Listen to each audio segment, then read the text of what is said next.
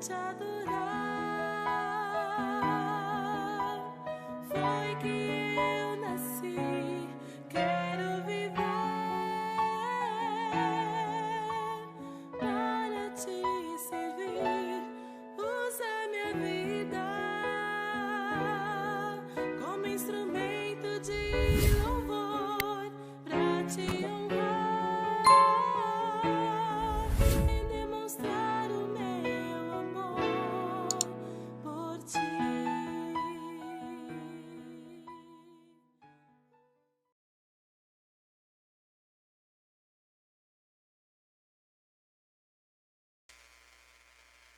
Bom dia, bom dia. Começando mais um Café e Comunhão. Hoje, nossa leitura e reflexão, Isaías capítulo 23. Muito obrigado pela sua companhia. Vamos compartilhar o nosso vídeo com mais pessoas. Dê o seu like, seu joinha, ative o sininho, se inscreva no canal se ainda não é inscrito, então incentive outros a fazerem o mesmo. Sejamos, então, juntos aí propagadores dessa mensagem profética, como nós temos dito, que é relevante, nos trazendo conhecimento do passado, presente, mas também do nosso próprio futuro. Então, que essa palavra possa alcançar muitos corações, trazendo esperança e trazendo informações também a respeito daquilo que aguarda, né, a humanidade. Ok? Olhando para Isaías capítulo 23, nós precisamos primeiramente olhar o pano de fundo, né, histórico e profético, em que se encontra esse capítulo, para podermos entender, né, o contexto todo e dessa forma compreendemos, decifrarmos então as mensagens contidas então nesta escritura. Isaías 23 apresenta uma profecia contra a cidade de Tiro, né, uma antiga cidade portuária muito famosa, que simbolizava justamente o centro do comércio internacional e do poder marítimo. Ouvimos falar muito sobre, então, as cidades de Tiro e Sidom. Então, o Senhor, através de Isaías, ele prediz a destruição da cidade de Tiro, que aconteceria como um julgamento da parte de Deus por causa da arrogância da cidade e a confiança na riqueza, a confiança no seu próprio poder, na sua própria capacidade, em vez de confiar no poder de Deus, tá? Então, ele começa justamente falando sobre essa mensagem. Como nós temos dito, né, algumas traduções traz a palavra o peso ou fardo contra Tiro, né? A nossa tradução, temos sempre dito aqui, lido, recebi essa mensagem a respeito de, né? Então, nós vamos ver justamente essas mensagens que são trazidas aqui de uma forma muito clara a respeito de cada uma dessas cidades, tá? Tiro, né, mais do que qualquer outra cidade, né, antiga, ela representa, mais do que uma cidade antiga, ela representava justamente todas as entidades, tá? Nações, indivíduos, instituições que colocam a sua confiança nas riquezas, no seu poder e na sabedoria humana, em vez de se realmente respaldar na sabedoria divina, tá? Então, essa profecia a respeito de Tiro, embora ela tenha sido literalmente cumprida quando Nabucodonosor, o rei da Babilônia, sitiou a cidade de Tiro, esse capítulo também faz ou traz uma menção, uma mensagem atemporal para todas as nações e todos os indivíduos, porque ressalta justamente a soberania de Deus sobre o orgulho do ser humano, né? Que é muitas vezes arrogante e autossuficiente, e o Senhor demonstra de que, e ele já disse isso na sua palavra, nós sabemos por diversas vezes que ele justamente ele abate os orgulhosos, mas exalta aqueles que são humildes, tá? Então, a destruição iminente da cidade aqui de Tiro serve como uma metáfora poderosa para a futilidade de uma confiança tão equivocada que é confiar nos seus próprios recursos. A orquestração divina aqui por trás da queda de Tiro, né, sublima uma verdade que é crucial. não importa quão caótica ou catastrófica possam ser ou possam parecer as nossas circunstâncias, Deus permanece próximo de cada um de nós, Deus permanece cuidando de cada um de nós. Os seus planos e propósitos prevalecem, mesmo quando o orgulho e o poder humano se levantam contra ele. Tá? Ele continua tendo graça e dispensando misericórdia. A soberania de Deus é algo inexpugnável. É um farol de esperança e de segurança para todos aqueles que estão confiantes no Senhor em meio a cada tempestade sobre a qual eles estão, então, passando. Tá? E aí, ele vai trazendo justamente essa sua palavra. Então, a primeira coisa que nós vemos aqui nesse texto é o seguinte, vamos ver. Recebi esta mensagem acerca de Tiro. Lamentem, navios de Tarsis, pois o porto e as casas de Tiro foram destruídos. Os boatos que vocês ouviram em Chipre são verdadeiros. Então, Tiro e Sidom eram as principais cidades da grande nação marítima, então, da Fenícia. E, portanto, a mensagem de juízo é contra os fenícios aqui. Tiro e Sidom eram com frequência alvo de grandes ataques, né, de nações do Velho Oriente, justamente por causa da sua posição e da sua importância como uma passagem de comércio para muitos lugares. Então, tanto os assírios como os babilônicos, eles investiram contra Tarsis, contra Tiro, aliás, né, e contra Sidom. E depois também, né, o grande Alexandre, o grande também, macedônio, ele também ele se colocou, né, conquistou também a cidade de Tiro. Tá? Então, sobre quem realmente aqui o texto está falando? Sobre os assírios, os babilônicos ou sobre o Alexandre o Grande, os macedônios? Bom, provavelmente ele pode estar falando a respeito de todos, né? Em algum momento, porque a Fenícia, na época de Isaías, né, aqui é colocada então essa sentença contra ela, e isso então inclui vários homens, né, que são mencionados na Bíblia como sendo imperadores, né, desses povos. Okay? Então a profecia ela é marcante, principalmente no que diz respeito, então, à Babilônia, e isso a gente vai ver mais à frente, tá? Então, ele diz que lamentem, né, os navios de Tarsis, tá? Em geral, acredita-se que Tarsis, então, era uma colônia fenícia da Espanha, tá? E aí, então, lembra-se a respeito de Jonas, né? Ele queria fugir para Tarsis em vez de ir para a cidade de Nínive, onde ele havia sido ordenado.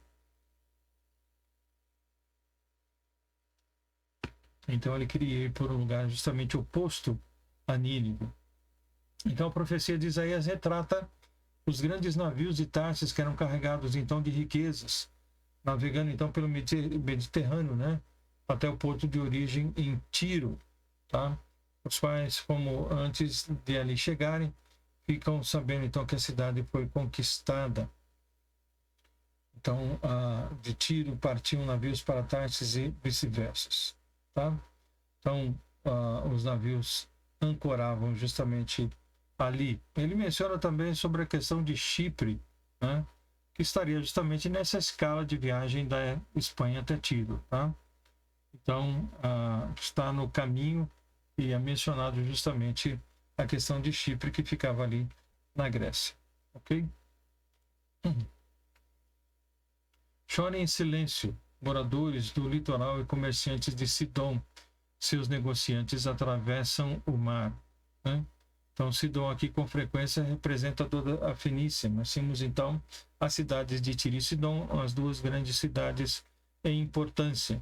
Então, usava-se esse termo Sidom muitas vezes para designar toda a Fenícia, né? Aqueles povos que eram chamados então de fenícios, que em realidade eram então cananeus, tá? Então ele continua dizendo: navegam em águas profundas, Ele diz aqui: seus negociantes atravessam o mar e navegam em águas profundas. Traziam-lhe os cereais do Egito e as colheitas do Nilo. Você era o mercado das nações. Né? Então, falando sobre a importância dessas cidades, tá? E como ela, então, trazia recursos de todos os lugares para as nações ali. Agora, porém, será envergonhada a cidade de Tiro, Sidom, pois Tiro, a fortaleza do mar, diz: nunca tive dores de parto, nem dei à luz, não tenho filhos, nem filhas. Né? Então, ela seria envergonhada pelo fato de não ter filhos, de não ter, então, outras possibilidades, né, de gerar, então, recursos para aquele povo, para aquela região, porque ela estaria, então, só e abandonada, pranteando o seu desespero, a sua impotência, sem que ninguém pudesse ajudá-los. Quando nós olhamos para a questão dos filhos, no Antigo Testamento e na cultura hebraica, evidentemente esses filhos eram muito importantes dentro da segurança da própria família. Tanto é que se tinham muitos filhos e desejava-se até que fossem todos eles homens, dentro desse aspecto, né, da sua força, da segurança e de tudo que pudessem trazer. Okay? Então, isso evidentemente era um pensamento daquela época. Tá? Quando o Egito receber a notícia sobre Tiro, haverá grande tristeza, porque, olhando para a questão da investida dos assírios, depois dos babilônicos também contra o Egito, passariam por Tiro, que era uma rota, e depois chegariam, evidentemente, ao Egito. Então, essa notícia traria tristeza para o Egito, porque já estavam a caminho de também buscar conquistá-los. Então, ao saber dessa destruição, né, o Egito ficaria angustiado. Né? Isso, então, que eles estavam na rota ali para serem atacados também. Então, nos dias de Nabucodonosor e de Alexandre o Grande, a conquista de Tiro, então, antecedeu justamente a invasão do Egito. Ok? Avisem Tarsis, lamentem moradores do litoral, né? Avisem essas pessoas. Desculpa.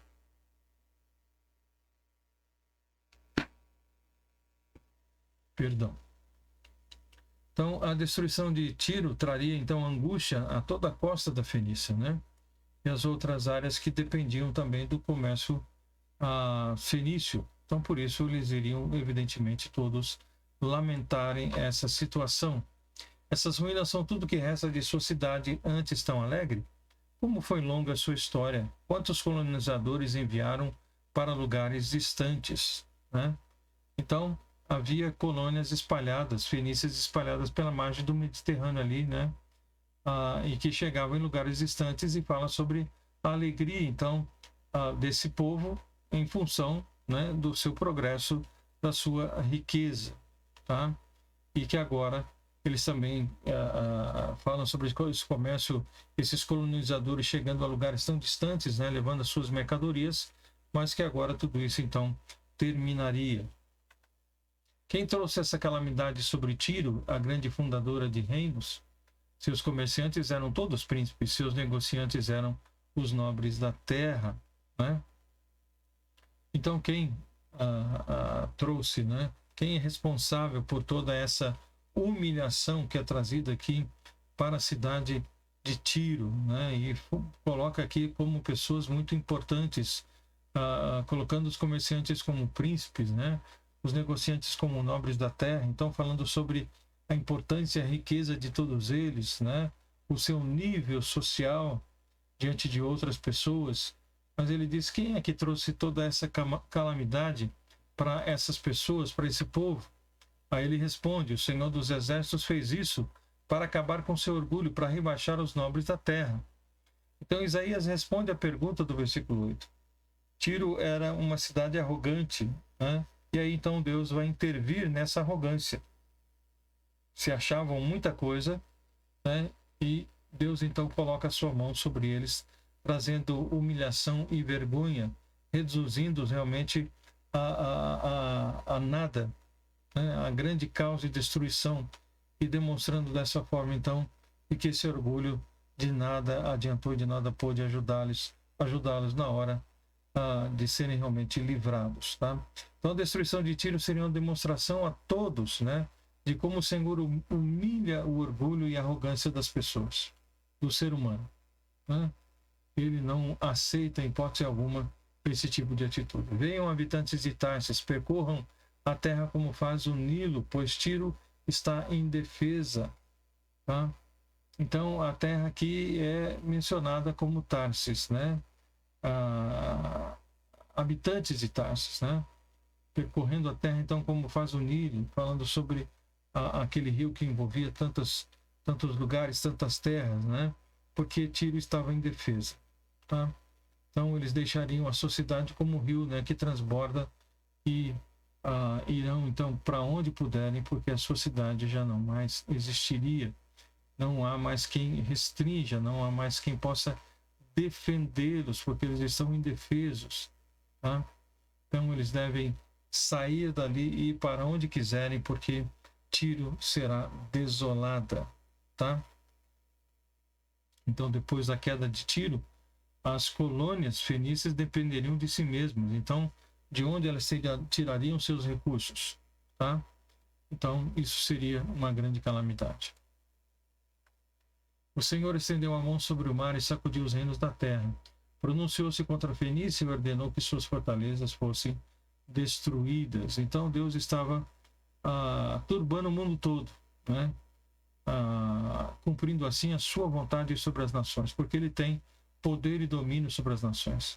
Então, nesse processo, muitas nações foram removidas e outras foram estabelecidas. Tá? Mas porque Deus, então, agiu com a sua forte mão. Tá? Versículo 12. Você nunca mais se alegrará, ó filho de Sidom, pois foi esmagada, mesmo que fuja para Chipre, não encontrará descanso. Tá? Então, retrata justamente a destruição final desses fenícios, e que fizessem o que fizessem, corressem para onde quisessem, a destruição iria alcançá-los. Eles não teriam descanso, e para onde fugir não iriam, com certeza, escapar. Olhem para a terra da Babilônia, seu povo não existe mais. Os assírios entregaram à Babilônia os animais selvagens do deserto, construíram rampas de ataque junto a seus muros, demoliram seus palácios e transformaram a cidade num monte de ruínas. Tá? Então a Síria marchou contra Tiro, né? E não a conquistou. Mais tarde, Nabucodonosor é que fez isso, mas a profecia foi colocada contra Tiro e que isso aconteceria. Mais cedo ou mais tarde, seja com quem fosse, né?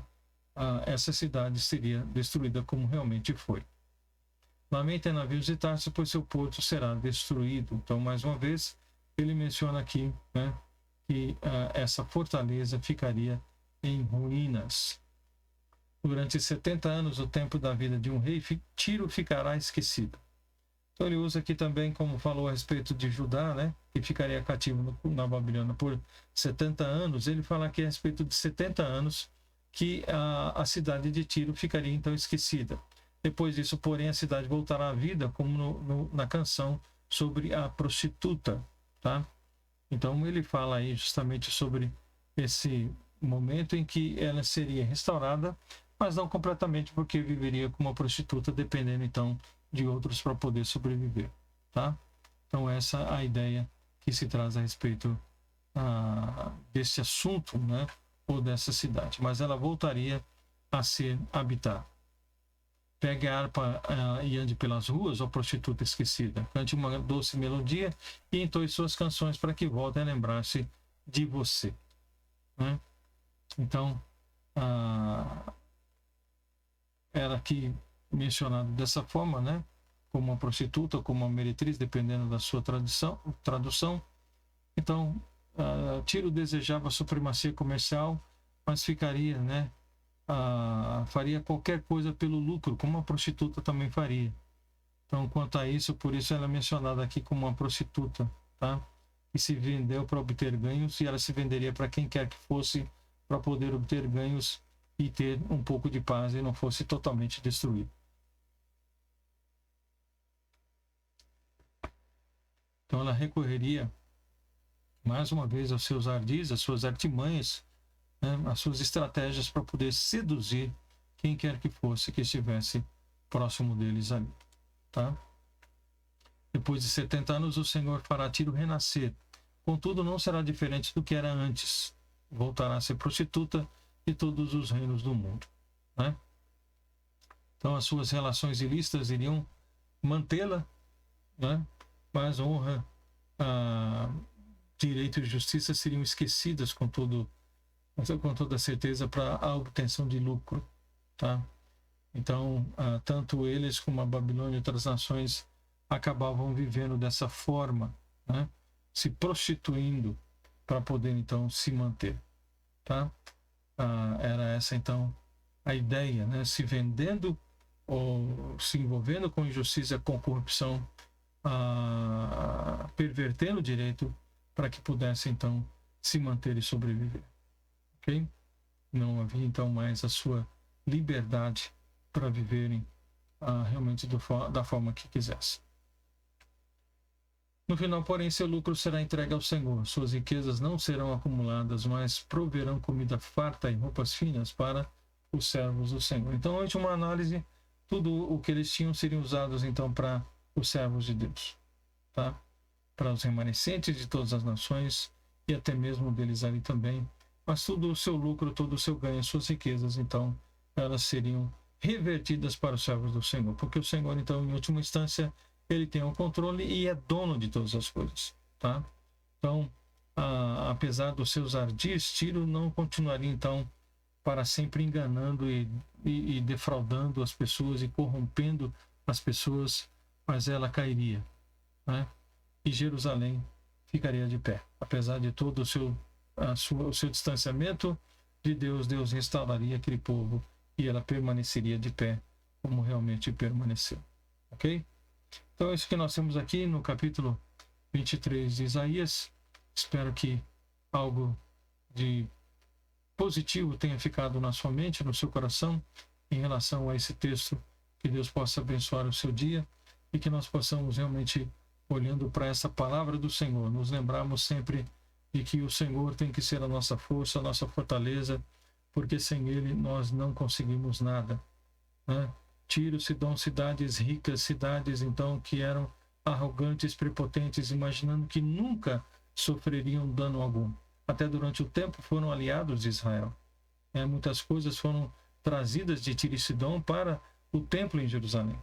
Mas eles estavam confiados apenas em si mesmos, na sua riqueza, né, naquilo que poderiam então lucrar diante de outros povos, e se esqueceram, não se voltaram para o Senhor e tiveram então tudo isso tirado das suas mãos, tá? Então, da mesma forma acontece nos dias de hoje. Toda e qualquer nação, todo e qualquer povo, toda e qualquer pessoa que vira as costas para o Senhor e busca colocar a sua confiança, né, a sua certeza nas coisas desse mundo, nas pessoas, nas riquezas, terão um grande dissabor, porque só o Senhor é aquele que pode nos sustentar. Então, guarde isso no seu coração e fique firme, né? E vamos continuar, então, olhando para o texto bíblico e aprendendo, nos fortalecendo naquilo que é a palavra de Deus, que é viva e que é eficaz e que penetra, né, até a nossa alma, nosso espírito, e realmente nos traz todo o conhecimento e entendimento necessário para podermos, então, compreender as coisas de Deus. Tá bom? Deus abençoe ricamente o seu dia. Pai, obrigado pela tua palavra. Despede-nos nessa manhã com a tua paz e que todos os nossos afazeres possam trazer honra ao nome do Senhor. Oramos assim, em nome de Jesus. Amém. Que Deus abençoe a cada um de vocês. Um forte abraço. E Deus permitindo, então, amanhã estaremos juntos mais uma vez, né? Próximo vídeo, capítulo 24 de Isaías. Até lá. Um forte abraço.